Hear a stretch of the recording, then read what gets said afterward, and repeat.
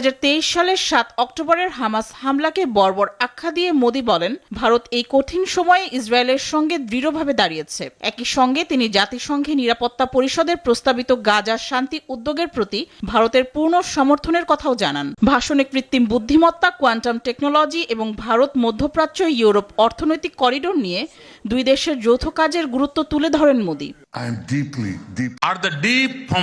আমাদের আদর্শই আমাদের বন্ধুত্বের মূল ভিত্তি। আমরা ইতিহাস গড়া দুই গণতন্ত্র।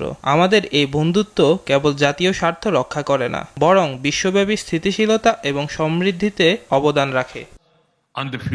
নরেন্দ্র আমার প্রিয় বন্ধু, আপনার এই সফরে আমি গভীরভাবে অভিভূত। আপনি কোনো অজুহাত না দিয়ে সত্যের পক্ষে এবং ইসরায়েলের পাশে দাঁড়িয়েছেন। আপনি আমাদের কাছে বন্ধুর চেয়েও বেশি কিছু। আপনি আমাদের ভাই। বেনিয়ামিন নেতানিয়াহু তার ভাষণে বলেন, ভারত এক বিরাট শক্তি।